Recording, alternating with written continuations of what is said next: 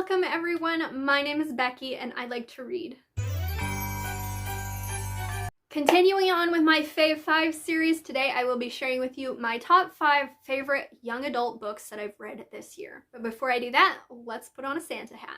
This is a shiny dark blue one. I don't know where I got this, and to be honest, it's not one of my favorite ones because this brim is so wide. When I read young adult, I tend to read young adult historicals and I tend to read young adult fantasy, so most of the books in this list are of those. There is one contemporary in here, surprisingly. And these are in no particular order except for the last one, which is my favorite of the year. Up first is Fire with Fire by Destiny Saria. This is a young adult fantasy about a family of dragon slayers and these two sisters who have grown up training to be dragon slayers despite never actually have encountered a dragon before. And one day, one of the sisters is driving home and she accidentally runs into a dragon with her car. And she ends up bonding with this dragon. So it's the story of how she is trying to hide this bond with this dragon and keep him safe while her other sister is being sort of initiated into this dragon hunting society and how that's forming a rift in their relationship. I thought this story was an incredibly unique take on dragons and dragon hunters. I loved the familial relationships within the book. I thought it had a very diverse cast of characters and I thought it was a great standalone book. Next up is the only contemporary I have on this list, and that is When by Victoria Laurie. This is a book that my friend Jessica had on one of her top 10 lists a couple years ago. She really enjoyed it.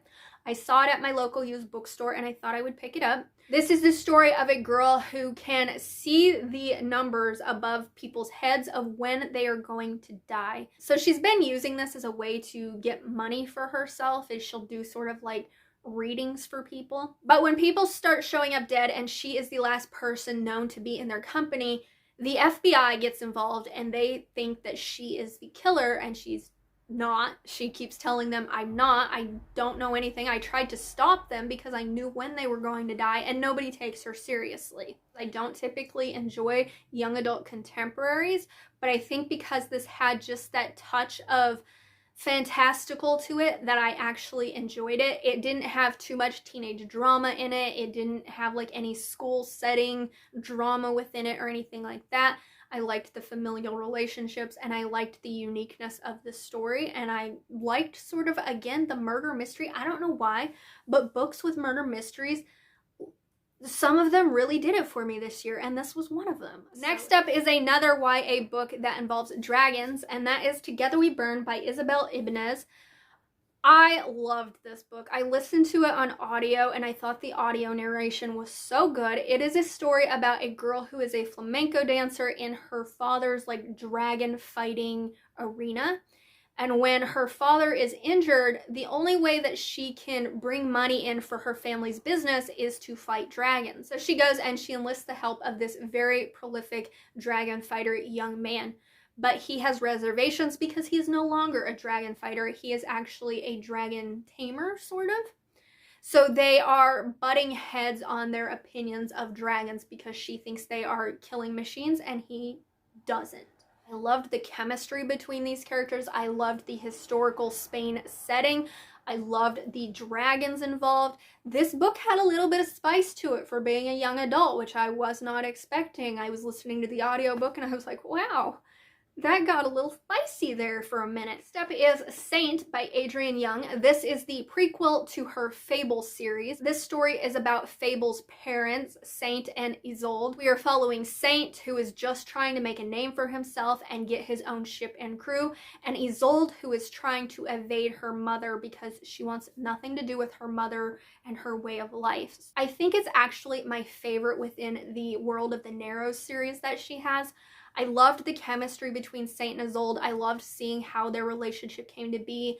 I loved their characters separately and together. I felt like they had their own individual character traits that made them likable, but even as a couple, I could feel their chemistry even without the use of smut in the story, which again, I feel is a good testament to an author's ability to write chemistry if you can feel it without all the smut involved. I wish that we would have been able to get more of Fable's childhood in it and seen that relationship between parents and daughter. That was the only thing that kept it from being a 5-star for me, but I absolutely loved it. And the last YA book that I have to share with you is my favorite, and that is A Daughter of the Trolls by Mackenzie Catherine. This is a 6-star read for me. I will leave my 6-star in-depth review linked down below if you want to hear more of my thoughts on it. This is the story of 18-year-old Sparrow who has grown up in this magical glen with her mother, and it is their job to protect the magical creatures in this glen from this evil witch. Sparrow uses a wheelchair, and one day she accidentally smudges a line in the protection, and it causes this witch to come into this glen and slaughter a bunch of people and then take a bunch of people to her cave to use as playthings. So Sparrow sets out on this journey with her friend Rush to try and save her family and his family, and along the way they realize that they have feelings for each other, and Sparrow has to learn how to navigate a forest that isn't built for her wheelchair. I adored this story.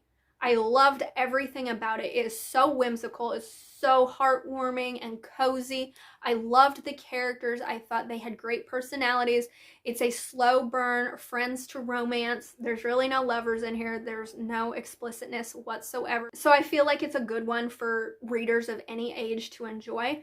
It felt like a classic fairy tale for me in the sense that it had a little bit of darker elements to it that I really enjoyed. And it made me cry at the end. Just the declaration of love between these characters made me freaking cry.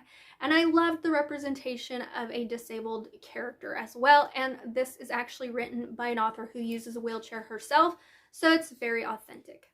So those were my 5 favorite YA books of the year. If you read YA, let me know what has been your favorite of the year. And until my next video, read a young adult for me.